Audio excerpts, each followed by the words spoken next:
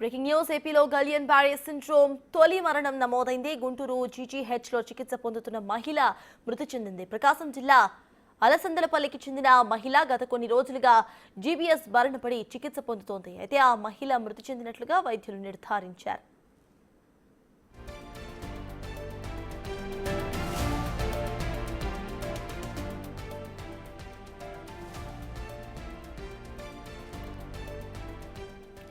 ఏపీలో గలియన్ బారే సిండ్రోమ్ తొలి మరణం చోటు చేసుకుంది. ఇదే అంశంపై పూర్తి డీటెయిల్స్ మా ప్రతినిధి సాయి శంకర్ అందిస్తారు. సాయి శంకర్, చెప్పండి, గుంటూరు జీజీహెచ్ లో చికిత్స పొందుతున్న జీబీఎస్ వ్యాధితో ఉన్న మహిళ మృతి చెందినట్టుగా తెలుస్తోంది. అసలు అప్డేట్స్ ఏంటి? దీనికి సంబంధించి వైద్యులు అసలు ఏమంటున్నారు?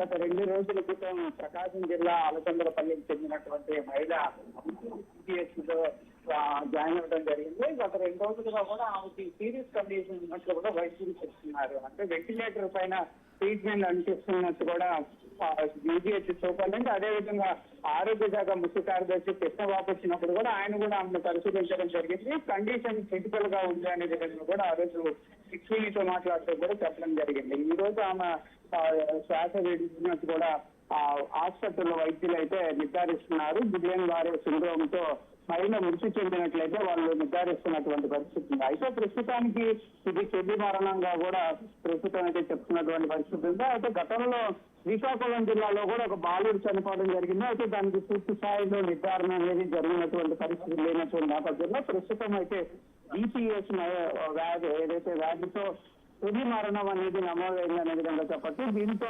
ప్రస్తుతానికి వైద్య ఆరోగ్య శాఖ అయితే ప్రస్తుతం అప్రమత్తం అవుతుందనే విధంగా చెప్పచ్చు. ఇప్పటికే జీపీఎస్ వ్యాధికి సంబంధించినటువంటి ఎవరైనా లక్షణాలను గుర్తిస్తే వాళ్ళకి అత్యవసర చికిత్స అందించే విధంగా కూడా రాష్ట్ర వ్యాప్తంగా ఉన్నటువంటి అన్ని ప్రభుత్వ హాస్పిటల్లో అలర్ట్ చేయడం జరిగింది. దాంతో పాటు గుంటూరు జీజీహెచ్ లో ప్రత్యేక వార్డును కూడా ఏర్పాటు చేసి వారికైతే వైద్యం అందిస్తున్నారు. న్యూరాలజీకి సంబంధించినటువంటి వ్యాధి అవడంతో న్యూరాలజీకి సంబంధించినటువంటి నిపుణుల ఒక నేపథ్యంలోనే ఈ వైద్యం అన్ని కూడా అందుతున్నాయి. దీనికి సంబంధించి ఒక ఇంజక్షన్ కూడా 2 లక్షల రూపాయల ఖరీదైనటువంటి ఇంజక్షన్ కూడా చేస్తున్నట్లు కూడా వైద్యులు అయితే చెప్తున్నటువంటి పరిస్థితి ఉంది. ప్రస్తుతానికి కమలమ్మ అనేటటువంటి ప్రకాశం జిల్లాకు చెందినటువంటి మహిళ 45 సంవత్సరాల వయసుగా కూడా వాళ్ళు చెప్తున్నారు. ఆమె ఈ రోజు సాయంత్రం సమయంలో చనిపోయినట్లు కూడా వైద్యులు అయితే ధృవీకరిస్తున్నటువంటి పరిస్థితి ఉంది. దీనిపైన సూపరింటెండెంట్ అదేవిధంగా కలెక్టర్ కూడా మరికొద్ది సేపట్లో అధికారికంగా ఒక ప్రకటన కూడా విడుదల చేసే అవకాశాలు ఉన్నాయి. ప్రస్తుతానికి మహిళకు సంబంధించినటువంటి అంశాలు ఏ విధంగా తీసుకువెళ్ళాలి,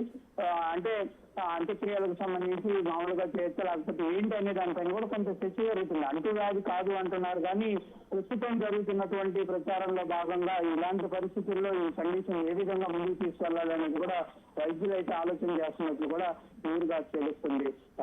right, thank you Sai Shankar.